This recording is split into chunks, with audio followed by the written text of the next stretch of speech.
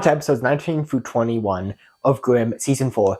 These episodes are filled with betrayals, fires, and the return of a very famous serial killer. Let's jump in. Starting with episode 19. The main story of episode 19 follows this camp where, kind of like a Boy Scout camp, where these Vesson boys can go to comfortably come out and become a Vesson. First vogue, during their puberty years, basically. And so they take these boys out into the wilderness on this camping adventure. The first question I have is, so they have one of the things they have to do is they have to catch this rabbit by their bare hands, But they can only have one rabbit, and so how are these boys all supposed to eat from that one rabbit? Like, I've butchered rabbits before.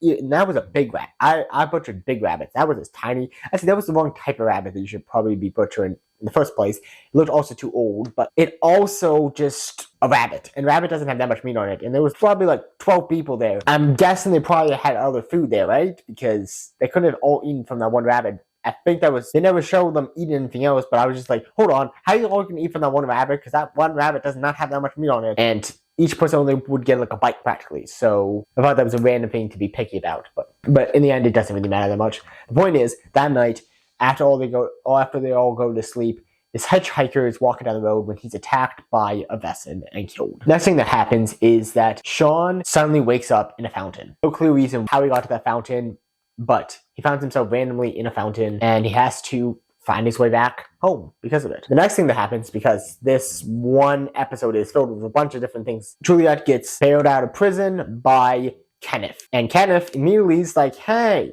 just so you know, Adeline is pregnant with Nick's baby, and thus even more turn Juliet against Adeline and Nick. In the meanwhile, Adeline, realizing that she's in danger and worried after hearing that whole thing about Kenneth saying in the last episode, saying that he wanted to try to get Juliet involved in their group, decides that she has to go get protected by someone. And so she goes to the precinct and talks to Sean, who then invites Nick in for the famous scene where Nick figures out that he's going to be a dad and that Adeline is pregnant. And I love this. This is one of the most quotable lines because they start trying to work out what they could do to get Juliet to calm down. Adeline's like, I'm a Hexen Beast. I think I know a way that we can mute Juliet's powers. But what we need is a dead Hexen Beast. Nick is first like, oh no, you're right here.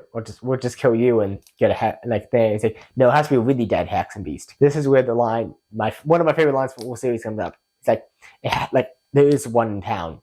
It's my mother. And Sean responds with, well, while we're digging up the past, I guess we should dig up your mother. The line stuck with me from the first time I watched. I'm like, okay. I just keep hearing that line in my head all the time. I'm like, yeah.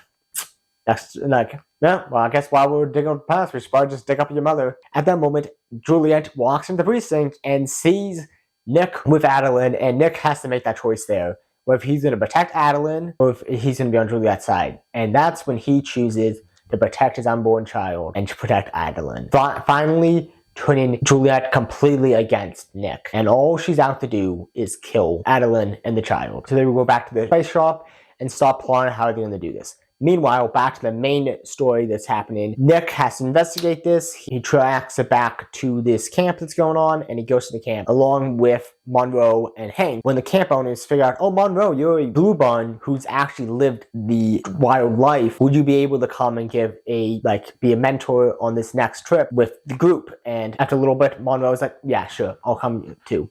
And so he comes, and his thought is basically, while I'm there, I can track and figure out who's doing this killing. In the end, you figure out the killer is the daughter who was not invited on these trips, felt the need to be wild, and she would go out and kill actual humans. And against her father's wishes and all. Her father didn't actually know about it, but her father was all about, let's help these boys as men, as humans, Vesson, we need to protect others, we need to live a better life. She's old school, let's kill humans. And so yeah, we figured out that she's the killer. And the last event of the episode, as I said, we're going to have some fire. We end with Juliet going to the trailer and lighting the trailer on fire. And then calling Nick and being like, you better get out here and check on the trailer because it's gonna kablooey. And thus, Juliet has gone off her rocker. She is no longer the same Juliet. Next episode begins with Nick showing up at the trailer and seeing it just burnt. First question I have is, So it's raining, so it puts out the fire on the outside, but why is the fire out on the inside? It's a metal trailer. How did the fire go out on the inside? Is it just because it was a magic fire that she started? No, I don't think so. But it was nice because it meant they could get some supplies out of the trailer, bring it back to the space shop. And the trailer is officially gone for the rest of the series. Goodbye, trailer. And we're talking about more in the next season, what happens with that, but yeah, Juliet has gone off her rocker. She burns down the trailer, losing a bunch of supplies from the trailer that we've had for the last 4 seasons, all gone in episode 20. And we're starting from brand new, practically, with our Grimm books and with our weapons and all that. And so, yeah, it's a sad, sad life, but Juliet being Juliet. Now, on the topic of Juliet, the next thing is that Juliet breaks into Nick's house and she sends a letter to Nick's mom saying, Nick's in trouble, you need to come and rescue him. And Nick's mom responds almost immediately saying, on my way. She deletes the email so Nick can never find it. Nick comes home and he sees that the mouse has been moved, but he doesn't know what, he can't see anything in his email, so he doesn't know that it ever happened. But that also means that Nick's mom is now coming to town again. In the meantime, because Adeline needs somewhere to stay safe, Nick takes her to Bud's house. And Bud figures out about the whole situation, which is another one of those funny lines. These last couple episodes I love, especially because it's leading to season 5. And as I've talked about before, season 5 might be my favorite season. Though watching this season again reminded me of the awesome stuff that happens in season 5 that I'm not the biggest fan of, which we'll talk about in season 5. But the point is, these last couple episodes that lead into season 5, I love because it sets up some storylines of season 5. And I keep watching this scene again where, they come to Bud's house and Bud's like, oh yeah, does the father of this child like pies? Adeline turns to Nick and like, do you like pies? Bud's like, of course he likes pies. Yeah, him and Julian love pies we make for them. Wait a second. No, I think you misunderstood me. I was talking about the father of the child. He's like, Nick's like, yeah, but I'm the father of the child. And he's like, oh. He's like, wait, what happened to Juliet? She's trying to kill Adeline and we're trying to stop her. It's like, oh, okay. And he's like, well, things happen. I'm like, this whole thing is just, I suggest watch the whole series, but I'm like, so I suggest going at least looking up that scene because it's kind of brilliantly hilarious. And so I love watching the scene again, like just seeing the look on Bud's face as he's putting these pieces together and he's like, what? It's pretty amusing. Now on to our next little story that's going on. Meanwhile, this Vesson prostitute gets killed. And the way she's killed reminds the police of a very famous serial killer, Jack the Ripper. Jack the Ripper is backing around. He's off doing his little thing, but now he's killing Vesson. And so they start investigating this. Jack the Ripper kills that one Vesson prostitute's friend now. Nick and Hank are trying to investigate this while dealing with all the stuff of Adeline and Juliet. But meanwhile, they're also trying to find Jack the Ripper. And they're doing research and finding that Jack the Ripper might actually just be a demon that possesses people and not actually just one person. In the meanwhile, we also have it so the captain keeps finding himself waking up in random water places, and he picks up on something quite interesting. That every single time he wakes up near these places, it's only a couple blocks from the last Jack the Ripper murder, which I feel like I'm already spoiling something, but the truth is, it gets spoiled by the end of this episode anyways. As you remember in the last video, I told you the scene where the captain suddenly sees these demon hands reaching out from him from this heavenly place. And that was the moment he was possessed by Jack the Ripper. Sean, of course, doesn't know that he's Jack the Ripper yet, and so he goes to see Henrietta to figure out what's going on and why he's seen the bullet holes pop back up again, and he's re-bleeding, and then he suddenly finds himself waking up in strange places.